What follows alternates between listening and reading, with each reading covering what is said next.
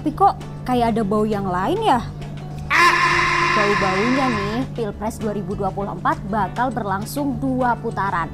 Dan isunya kubu Ganjar sama Anies bakal bersatu nih buat serang Prabowo. Kok bisa ya? Ya bisa lah, soalnya ini nih.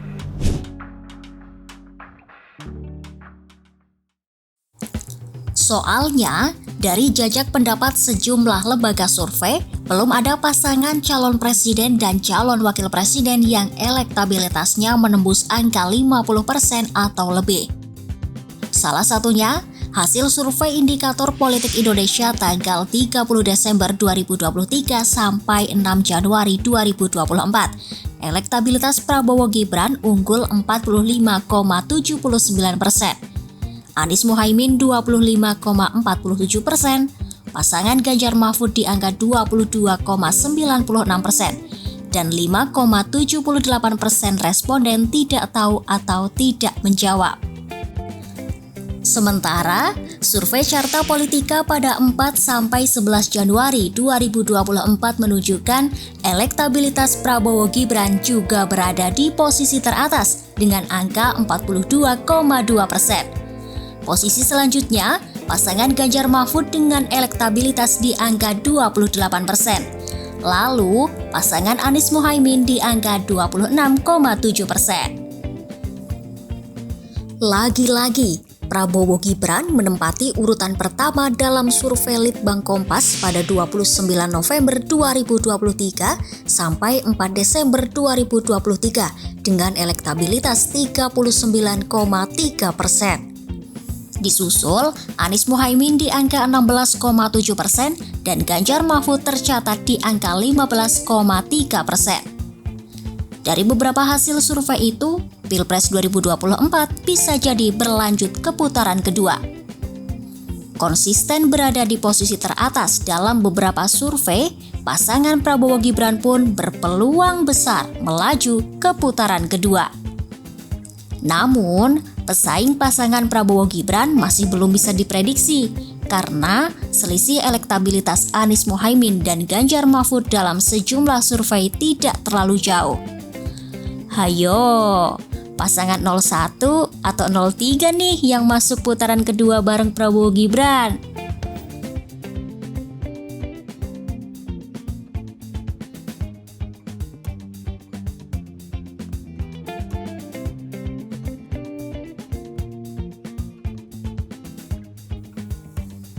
Nah, jika hasil survei sudah menunjukkan kemungkinan Pilpres berlanjut ke putaran kedua, KPU juga sudah ancang-ancang nih mengantisipasi Pilpres berlangsung 2 putaran. KPU belum lama ini sudah memaparkan jadwal Pilpres putaran kedua. Kalau tidak ada paslon yang menang 1 putaran, pemungutan suara putaran kedua akan digelar pada 26 Juni 2024. Wah, makin lama lagi dong ya Pilpresnya.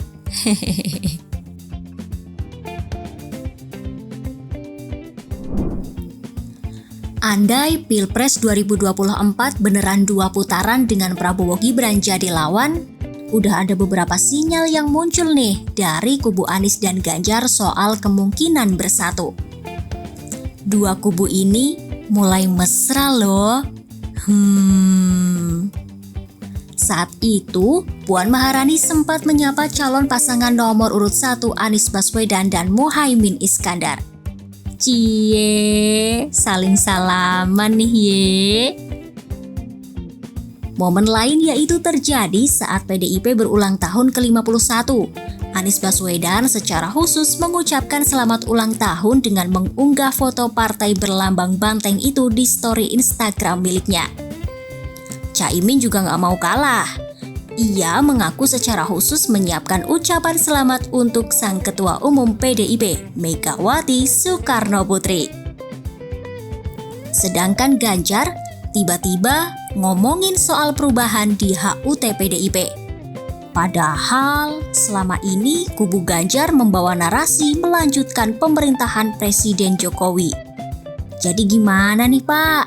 Tim melanjutkan atau tim perubahan? Anies Baswedan itu tidak pernah memberikan pujian apapun kepada PDIP dan Megawati Soekarno Putri. Tapi kemarin ketika PDIP ulang tahun, Anies mengucapkan selamat dan memberikan pujian kepada Megawati sebagai sosok yang dinilai konsisten, selalu merawat dan memperjuangkan demokrasi.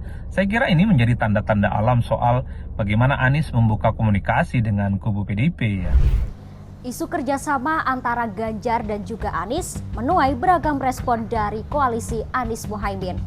Wakil Ketua Umum PKB bilang kalau 01 dan 03 makin banyak kesamaan, salah satunya pernah ditinggalin Jokowi.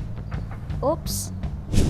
Sedangkan Wakil Ketua Umum Nasdem bilang kalau fokus aja dulu di Pilpres putaran pertama. Namun ia juga mengisyaratkan kalau kubu Anies sama Ganjar ada komunikasi meskipun belum secara resmi. Nah, kalau dari PKS, mereka lebih fleksibel alias terbuka buat kerjasama dengan PDIP ataupun parpol yang lainnya. Kalau dari PDIP gimana ya? Menanggapi adanya sejumlah sinyal pendekatan antara kubu Anies dan Ganjar, Sekretaris Jenderal PDIP Hasto Kristianto menyatakan terbuka kalau koalisi perubahan berkongsi dengan koalisi Ganjar Mahfud. Ganjar pun gak menutup peluang bekerja sama dengan Anies Baswedan. Tapi menurut Puan, PDIP bakal melihat dulu bagaimana ke depannya soal peta politik setelah Pilpres 2024 selesai. Kubu PDIP selalu mengatakan sedang membuka komunikasi politik dengan kubunya Amin karena dianggap memiliki kesamaan nasib diperlakukan tidak adil dalam konteks proses-proses pemilu. Jarang bagi PDIP sebenarnya menyatakan membuka komunikasi politik dengan kubu Anies Baswedan. Tapi inilah kemudian politik yang di mana sekat-sekat psikologis antara PDIP dan Anies selama ini bisa cair. Tentu karena ada kesamaan kepentingan dan ada chemistry yang dibangun secara bersama. Terus, gimana nih tanggapan dari koalisi Prabowo?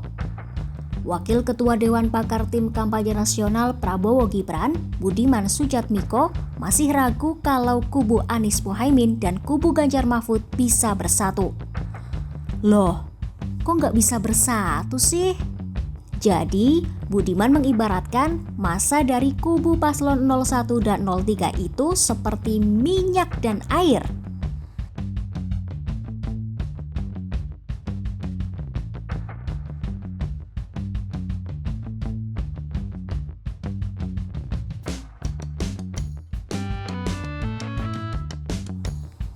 Sedangkan menurut Ketua Umum Partai Demokrat Agus Harimurti Yudhoyono, koalisi antara 01 dan 03 bisa saja terjadi.